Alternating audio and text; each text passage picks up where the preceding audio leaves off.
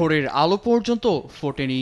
এমন সময় কিয়েভের আকাশসীমায় ব্যালিস্টিক ক্ষেপণাস্ত্র আর ড্রোনের উপস্থিতি টের পেয়ে বাজতে শুরু করে সাইরেন। কানে আসে বিস্ফোরণের বিকট শব্দ।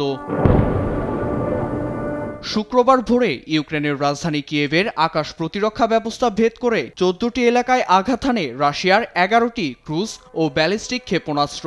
বিস্ফোরণে রক্তিম আলোয় ছেয়ে যায় কিয়েভের রাতের আকাশ। হামলার সময় নির্দেশনা অনুযায়ী নিরাপদ আশ্রয়ে সরে যাওয়ার সময় অনেকেই গুরুতর আহত হন বলে জানায় কিয়েভ কর্তৃপক্ষ। এদিকে শহর জুড়ে ছড়িয়ে পড়া আগুন নেভাতে ও সাধারণ মানুষের নিরাপত্তা নিশ্চিত করতে তাৎক্ষণিক অভিযান চালায় কিয়েভ দমকল বাহিনী। ইউক্রেনের প্রতিরক্ষা মন্ত্রীর অভিযোগ, দিন দিন বেসামরিক স্থাপনায় হামলার তীব্রতা বাড়াচ্ছে মস্কো।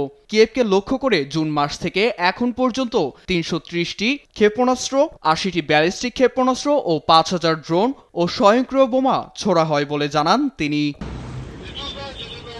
ভোরে চালানো এই হামলার আগেই রাশিয়ার প্রেসিডেন্টের সঙ্গে ইউক্রেন প্রসঙ্গে দীর্ঘ 1 ঘণ্টা ফোনালাপ করেন মার্কিন প্রেসিডেন্ট ডোনাল্ড ট্রাম্প। ষষ্ঠবারের এই আলোচনায় কোনো তৃতীয় পক্ষের মধ্যস্থতা মস্কো মানবে না বলে সাফ জানান রাশিয়ার প্রেসিডেন্ট ভ্লাদিমির পুতিন, যা ক্ষোভের জন্ম দিয়েছে ট্রাম্পের মধ্যে।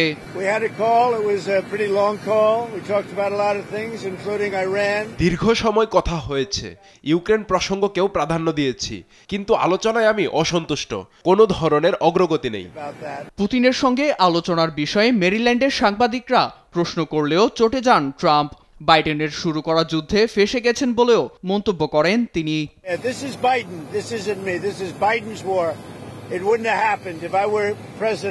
এদিকে ফোনালাপের সময় ট্রাম্পকে রাশিয়ার প্রেসিডেন্ট পুতিন জানান, যুদ্ধের মূল শেকড় উপড়ে ফেলবে রাশিয়া। এই লক্ষ্য অর্জন না হওয়া পর্যন্ত যুদ্ধ চলবে। প্রকৃতপক্ষে জেলেনস্কি ন্যাটো বর্জন না করলে সামরিক আগ্রাসন চলবে বলে মত বিশ্লেষকদের। এছাড়া আলোচনার বিষয়ে ক্রেমলিনের বিশেষ দূত ইউরি উশাকোভ জানান, এ অঞ্চলের সামরিক দ্বন্দ্ব দ্বিপাক্ষীয়, অর্থাৎ শুধু রাশিয়া ও ইউক্রেনের সরাসরি আলোচনার মধ্য দিয়ে নিরসন চান পুতিন। নীরব দাস, নিউজ ডেস্ক, দেশ টিভি।